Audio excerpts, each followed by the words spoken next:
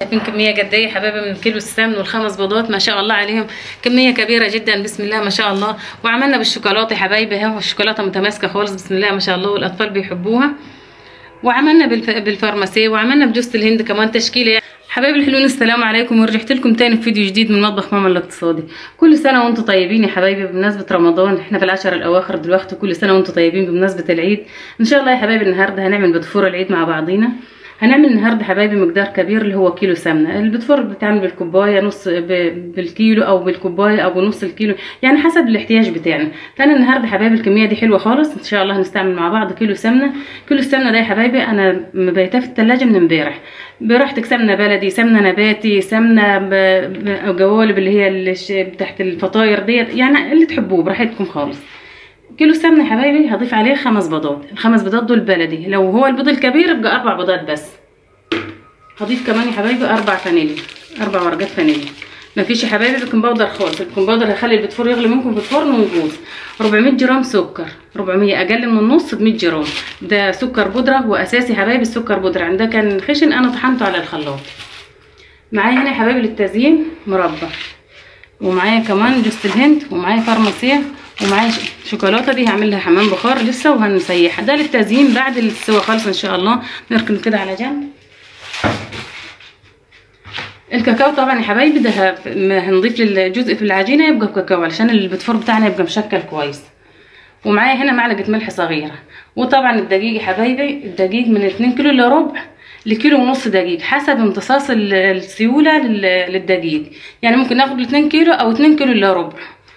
هنشوف مع بعض يا حبايبي الدقيق. انا معايا ميزان، بعد ما هعجن العجينه هشوف خدت قد ايه من ال 2 كيلو دقيق. انا عندي 2 كيلو يا حبايبي هنا اهم، 2 كيلو دقيق اهم. الدقيق طبعا شارياه ونخلاه.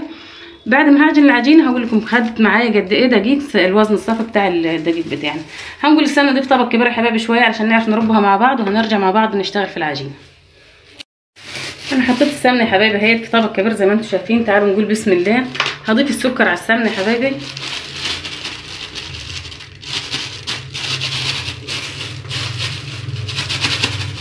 انا هشتغل بايدي يا حبايبي، مش هشتغل بالمضرب، علشان اللي ما عندهاش مضرب تشتغل بايدها. بسم الله الرحمن الرحيم. هرب القوام ده يا حبايبي كده لغايه ما يبقى عامل زي الكريم شانتيه.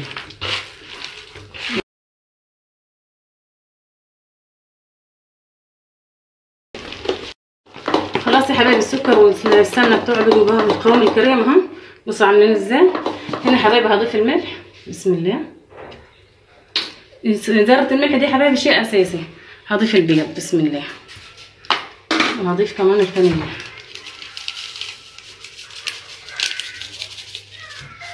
بالشكل ده كده، وهبدا ارب تاني بسم الله على اتجاه واحد يا حبايبي عشان العجينه بتاعتنا ما تفصلش منه.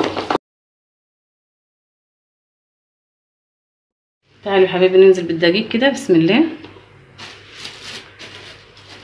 مش هنزل بكميه الدقيق اللي انا هاخدها مره واحده، شويه شويه وهقلب،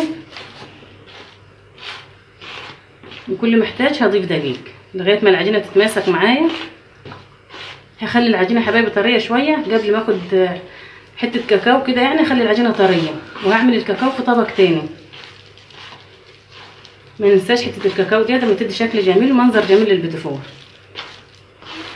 مقدار معلقتين بس كده هنضيفهم على قطعه عجينه ونزين بيهم بعد كده بسم الله.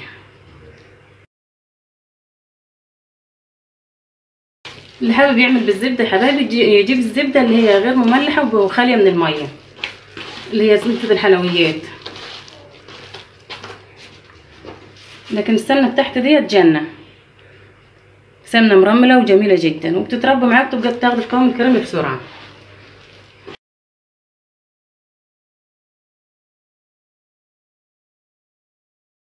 خلاص يا حبايبي القوام بتاع العجينه بقى تمام اهو. خلعت من ايدي العجينه وبقت تمام. وقبل ما تنشف بالطريقه دي يا حبايبي شلت حته عجينه طريه، دي اللي هنعملها بالكاكاو. لازم تكون ناقصه دقيق ديت. كل كميه الدقيق اللي انا خدتها يا حبايبي على كيلو السمن كيلو ونص دقيق بالظبط. بس ممكن احتاج رشه تاني لدي بعد ما ابدا اشتغل بالمكنه. لو حسيت ان هي طريه هضيف رشه دقيق، ما احتاجتش خلاص هقطع على كده. واللي هقطع بالجمع يا حبايبي يخلي العجينه طريه نفس العجينه ديت كده اللي انا شايلاها دي. هعملها بالكاكاو، نشفها بالكاكاو. العجينه بتاعت الجمع تبقى طريه بالشكل ده كده علشان يتقطع معانا البتفور ويترسم كويس. خلاص يا حبايبي دي كده ما العبش في الكاكاو يا حبايبي غير لما اخلص دي خالص كده. هنا تعالوا نعمل دي بالكاكاو. بسم الله الرحمن الرحيم. الكاكاو ده خام يا حبايبي، مش الكاكاو المحلى. معلقتين كاكاو كده، ولو احتجت حبه تانية حسيت ان اللون فاتح بتاعه هضيف حبه تاني.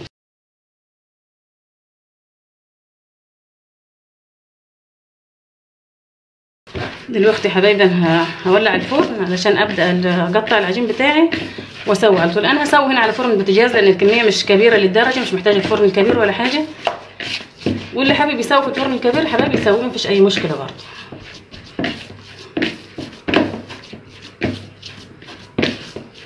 خلاص كده لونها حلو يا حبايبي اهوت. مش هضيف كاكاو تاني، وتماسكت برضه خلعت من ايدي اهي، بس ده الكاكاو اللي على ايدي. خلاص كده اهي.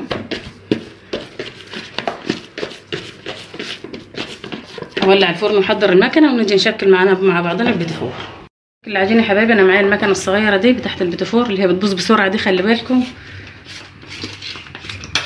بسم الله. هاخد قطعه كده يا حبايبي من العجينه ديت،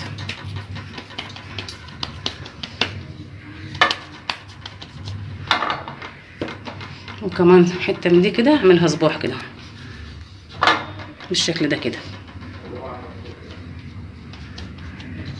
بسم الله. كمان حبتين عشان نملاها.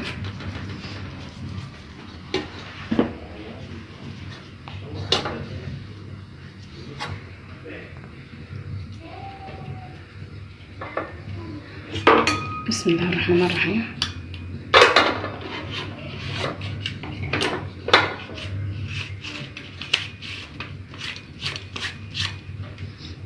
طبعا الشكل هيناسبكم، انا حاطه اللي هو الورده ده، انتوا الشكل هيناسبكم. بسم الله الرحمن الرحيم.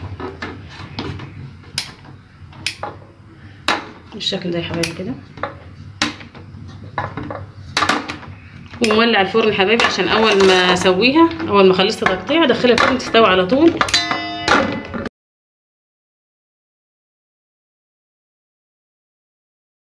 كمل انتهى تشكيل. هدخلها الفرن دلوقتي. شايفين منظر الكاكاو يا حبايبي عاملاه فيها مع الابيض. هدخلها الفرن يا حبايبي، فرن البوتاجاز العادي على الشبكه الرف الوسطاني، بس الفرن ساخن، مش هولع الشوايه من فوق خالص. اول ما تاخد لون ذهبي من تحت هطلعها يا حبايبي معاكم واوريكم شكلها بعد السوا. نشوف الصينيه اللي استوت وبردت معايا. تعالوا نشوف السوا بتاعها من تحت. بصوا اللون ذهبي كده فاتح يا حبايبي، ما يبقاش غامق اكتر من كده. عملت حمام بخار للشوكولاته يا حبايبي كده، فكيتها اهي وضفت معلقتين زيت علشان ما تربطش معايا تاني. تعالوا نشكل مع بعض. بسم الله الرحمن الرحيم. كل اتنين يا حبايبي شكل بعض كده وزي بعض، هضمهم على بعض وهشكلهم. بسم الله. دي اللي بالشوكولاته. بسم الله الرحمن الرحيم. بالشكل ده يا حبايبي كده. هرص هنا في الصينيه. بسم الله.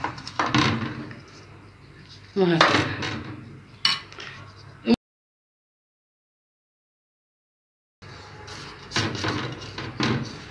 معايا كمان مربى يا حبايبي هنا. انا حطيت المربى في كيس، ممكن تحطيها في الطبق وتعملي بالمعلقه براحتك.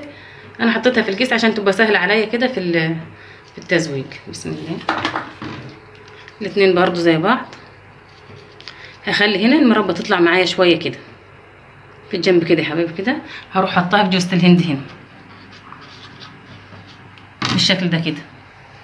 ده شكل تاني وطعم جوز الهند جميل فيها خالص. نعمل واحده مربى تاني.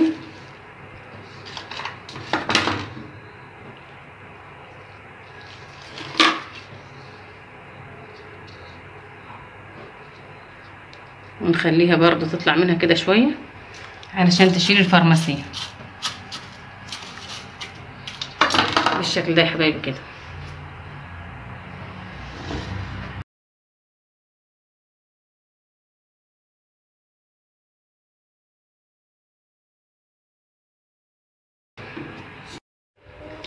وخلاص يا حبايبي ده الشكل النهائي للبيتفور بتاعنا اهو. بسم الله ما شاء الله. شايفين كميه قد ايه يا حبايبي من كيلو السمن والخمس بيضات، ما شاء الله عليهم، كميه كبيره جدا. بسم الله ما شاء الله. وعملنا بالشوكولاته يا حبايبي اهو، الشوكولاته متماسكه خالص. بسم الله ما شاء الله، والاطفال بيحبوها.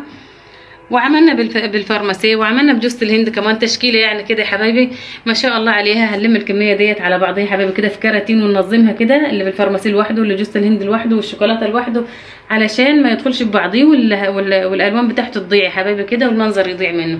بس يا حبايبي ما ينسوش يعملوا لايك وشير واشتركوا في القناه عشان ان شاء الله يوصلكم كل الوصفات السهله السريعه. وبقول لحبايبي كل سنه وانتم طيبين وعيد سعيد ان شاء الله.